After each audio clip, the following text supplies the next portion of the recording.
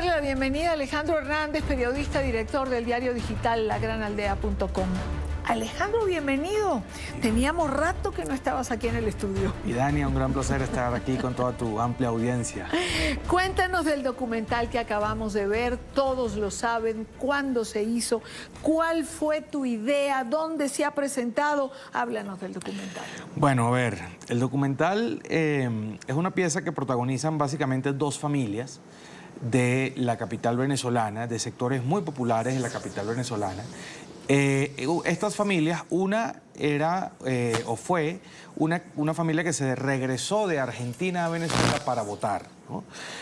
Con la convicción, por supuesto, de quedarse en Venezuela porque estaban seguros de que iba a pasar lo que pasó y de que Edmundo González iba a dar una amplia paliza a Nicolás Maduro. Y la otra eran unas señoras de Caricuao, que es una barriada popular, populosa de la ciudad capital.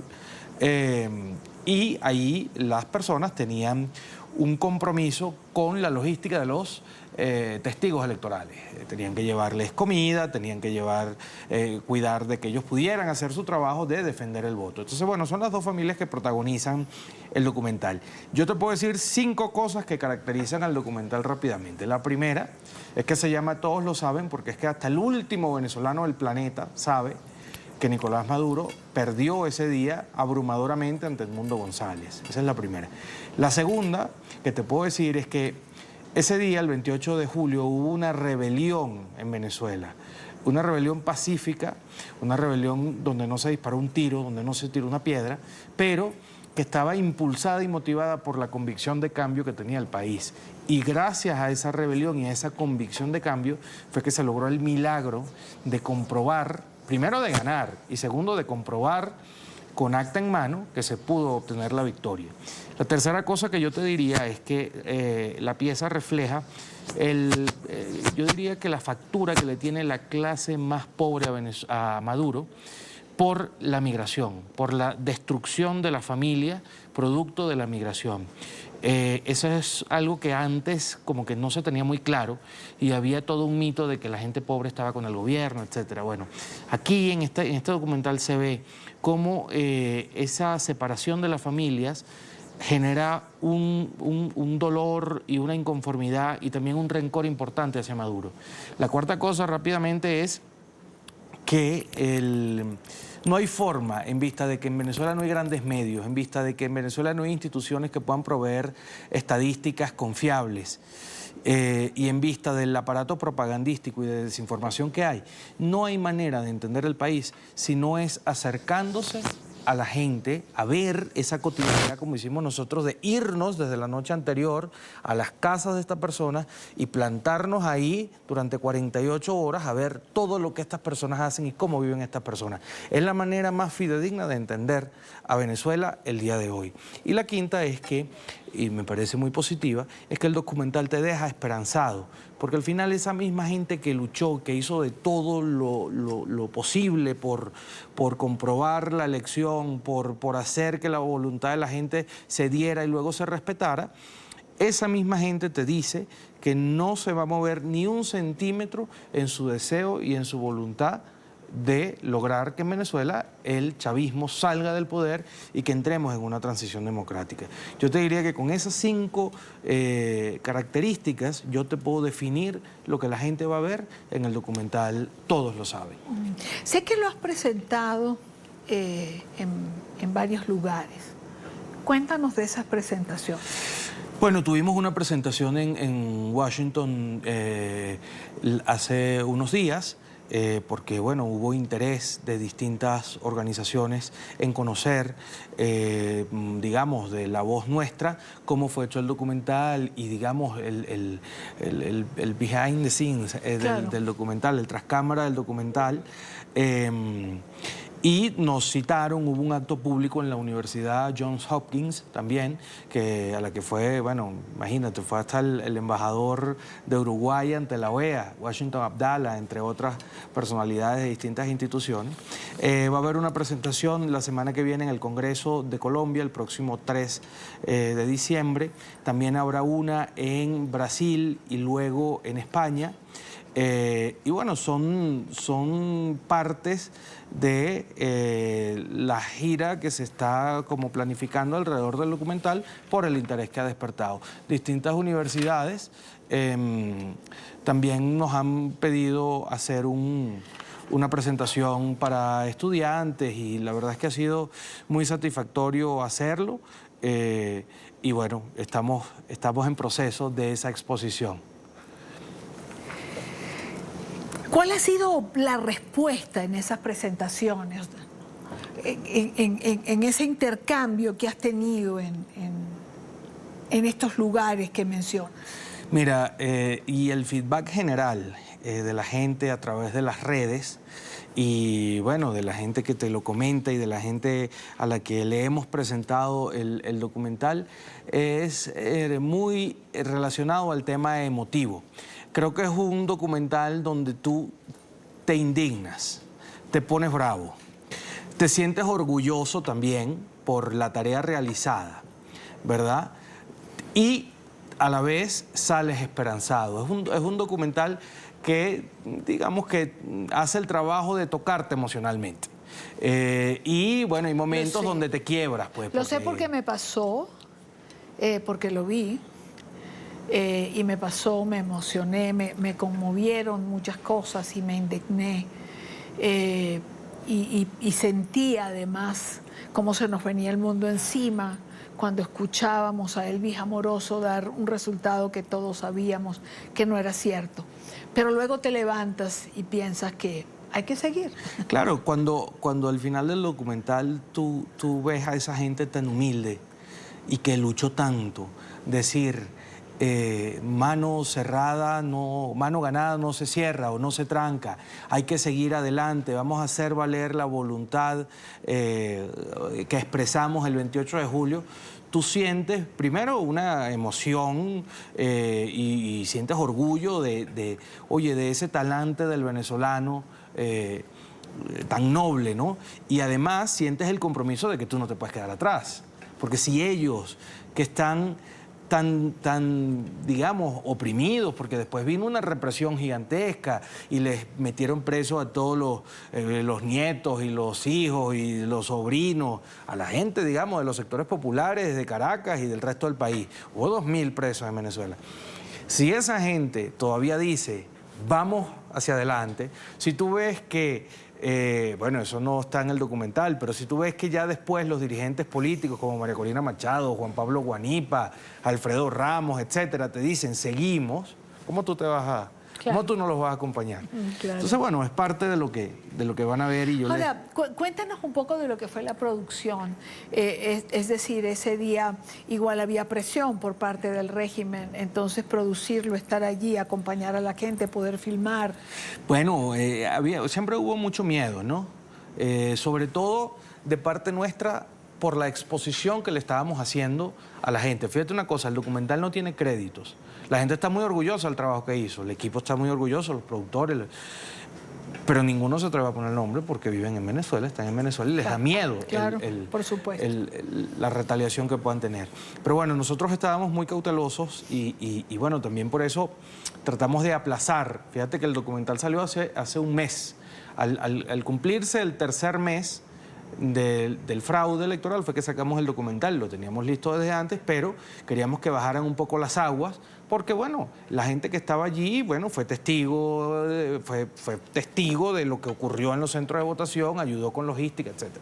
Entonces, lo que hicimos fue que nos fuimos la noche anterior de la elección a la casa de estas dos familias y nos quedamos allí documentando absolutamente todo hasta la noche del día siguiente de la elección, ¿no?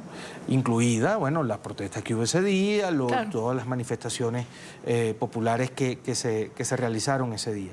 Y eso nos dio la materia prima del documental. Ellos, como yo siempre digo, son los protagonistas del documental. Y luego lo que hicimos fue hacer unas entrevistas clandestinas a los dirigentes políticos que aparecen en el documental, entre los que destaca, por supuesto, Juan Pablo Guanipa, etc.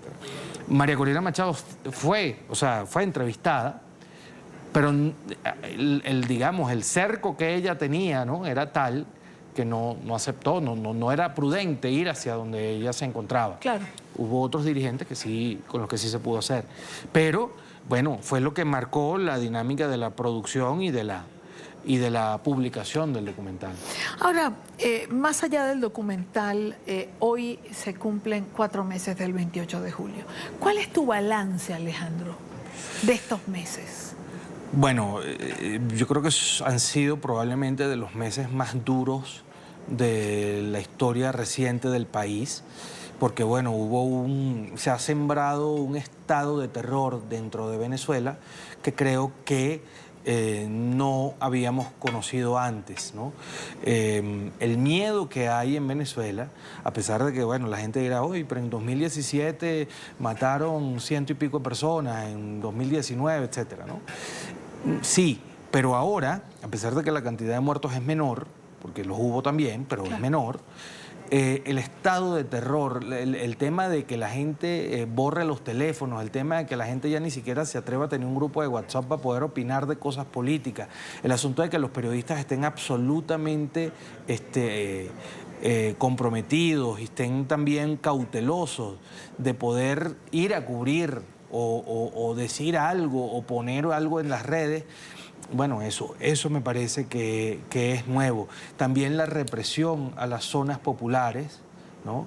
Es un factor que estamos viendo ahora que antes pues no había pasado, al menos no de la manera como ocurrió ahora, y creo que la única parte, entre comillas, positiva es que termina de derrumbar el mito de que los pobres están con el gobierno, o de que Maduro representa a los pobres o que su gobierno es el gobierno de los pobres. No. Maduro encarceló a los pobres y a los jóvenes de las clases populares. Eso fue lo que vimos en estos meses. Bueno, ¿qué nos ha dejado o en qué punto estamos? Bueno, estamos en un punto donde la decisión del régimen parece ser quedarse a la fuerza, quedarse sin importar las consecuencias internacionales, de derechos humanos y políticas que va a tener. Acaba de ocurrir en Estados Unidos una nueva elección presidencial donde, bueno, Donald Trump resultó ganador y habrá que ver cuál es la política que va a implementar el gobierno americano con Maduro. Pero todo indica que Maduro está decidido a juramentarse al costo que sea el 10 de enero. Pasó algo también importante. Es la primera vez que se genera una fricción pública y notoria entre aliados históricos del chavismo. Lo ocurrió con Lula da Silva en Brasil y también con Gustavo Petro en Colombia. Hubo una intención de mediar de ellos al inicio de los días posteriores a la elección, que por supuesto no quedó en nada. Maduro no les atendía el teléfono, Maduro los maltrató, y bueno, hizo lo de siempre, pues pateó cualquier posibilidad de establecer una negociación en función de una transición. Esto también tiene un lado interesante, que es que tanto el presidente Petro como el presidente Lula pasaron años justificando los atropellos que había en Venezuela, subestimando los abusos que allí ocurrían y de alguna manera lavándole la cara un poco a Maduro internacionalmente. Bueno, yo creo que ya no hay duda de lo que ocurre en Venezuela, y ambos han dicho que no lo reconocerán el 10 de enero, que no habrá ningún tipo de reconocimiento hasta que no se muestren las actas que confirmen que él ganó. Las actas me parece absurdo que se sigan pidiendo a estas alturas. Lo que esperamos es que no lo reconozcan. Mira, María Corina Machado acaba de publicar un video respondiendo o dando un mensaje en relación a la apertura de la investigación por traición a la patria que se ha anunciado. Esto es lo que dice en ese video, María Corina. Vamos a ponerlo, por favor. Porque los fascistas promueven el odio. Que nos acusen de traición a la patria el día que nos quedemos con los brazos cruzados. Cuando creamos que no hay nada más por qué luchar. Ahí sí, acúsennos de traicionar a la patria. Cuando nos resignemos a ver cómo la injusticia aplasta a los que sueñan.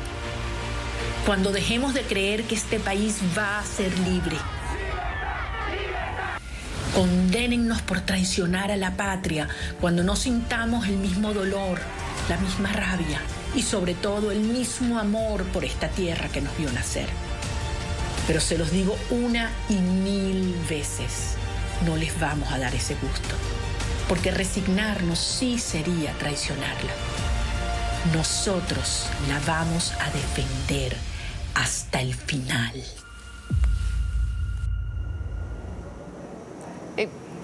Si me preguntan a mí, ese video la define simplemente. Pero te pregunto a ti. No, bueno, es un video muy valiente de su parte, que habla de su temperamento y de su compromiso pues, con el país. Maduro y el resto de la camarilla del gobierno ha hecho lo imposible para intentar desinformar sobre su paradero. Ellos lo que quieren es que ella se vaya. Y ella, pues parece no estar dispuesta a abandonar el país. Y mientras eso suceda, como decía Alfredo Ramos en una entrevista que le hicimos hace poco, habrá un gran acto, o sea, representará eso siempre un gran acto de resistencia para con el gobierno, o sea, su presencia en el país, porque su presencia en el país, digamos, remoraliza, por poner un término, a la gente, ¿no? Le da incentivos para seguir y es un testimonio de valentía. ¿Cómo ves el 10 de enero, Alejandro? ¿Cómo te imaginas el 10 de enero? ¿Cómo vemos el camino al 10 de enero? ¿Qué pasa el 10 de enero? Bueno, yo creo que en esos días previos y probablemente desde ahora el gobierno va a hacer mucho énfasis en tratar de presionar a la gente presionar institucionalmente a los sectores de la sociedad venezolana para que no haya protestas, ¿no? Para que no haya acciones de calle y también, bueno, probablemente a los políticos para que haya una especie de reconocimiento o no haya al menos un desconocimiento formal. El 10 de enero pareciera que no va a ser un día feliz para los millones y millones de venezolanos que deseamos que haya un cambio político en el país. No pareciera hoy, pero todo puede cambiar. Insisto, la comunidad internacional está, bueno, jugando cerrado a favor de que haya una transición en Venezuela y, bueno, hay un nuevo gobierno en Estados Unidos. Igual el gobierno saliente ayer aprobó unas sanciones nuevas. A lo mejor son medidas que se van a repetir pronto. Pero digamos que al día de hoy no pareciera, a pesar de que Edmundo González ha dicho que él está preparado para ir a Venezuela y para juramentarse en Venezuela, oye, responsablemente yo tengo que decir que no me parece que sea lo que va a ocurrir hoy, a esta hora. En política todo cambia, ¿no? Así es. Hoy es una cosa y mañana es otra diferente. Así es, quedan 50 días. Quedan, poco menos. En poco menos, como 45 días o 44, vaya de aquí al 10 de enero. Todo puede pasar. Así es. Habrá que esperar y ver. Sí. Alejandro, gracias como siempre por estar con nosotros. A ti, un placer estar acá.